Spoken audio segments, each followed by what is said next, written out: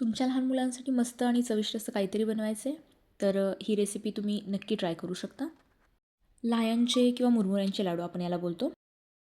इथे मी एक कढई गरम करण्यासाठी ठेवलेली आहे आणि त्यामध्ये एक अंदाजे 4 वाट्या लाह्या आपण इथे अगोदर भाजून घेणार आहोत.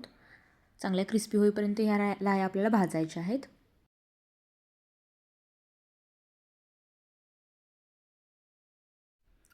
एक 5 ते 6 मिनटामध्ये या सर्व लाह्या भाजल्या जातात आणि अशा आपण पाहू शकता अशा क्रिस्पी होऊन जातात. सो एवढ्या आपल्याला क्रिस्पी करून घ्यायच्या आहेत. लाह्या एका बाजूला काढून सेम कढईमध्ये 2 चमचे तूप टाकून घेतलेलं आहे आणि त्यामध्ये 1.5 वाटी सेम वाटीच्या प्रमाणामध्ये गूळ आपण वितळून घेणार आहोत. गूळ अशा प्रकारे कंटिन्युअसली हलवत राहायचं आहे जेणेकरून हा खाली लागणार नाही आहे. गुळाचा आपण पाक तयार झालेला आहोत का हे आपण एकदा चेक करून घेणार आहेत. त्यासाठी एका वाटीमध्ये पाणी घेतलेलं आहे आणि त्यामध्ये थोडासा पाक टाकून त्याची गोळी तयार होते का पाहायचं आहे. आता हा आपला पाक रेडी आहे. यामध्ये आपण लाह्या टाकून घेणार आहोत. या गुळाच्या पाकामध्ये सर्व लाह्या एकत्रित करून घ्यायच्या आहेत. हे असे पौष्टिक लाडू तुम्ही मुलांना इव्हिनिंग स्नॅक्समध्येही देऊ शकता.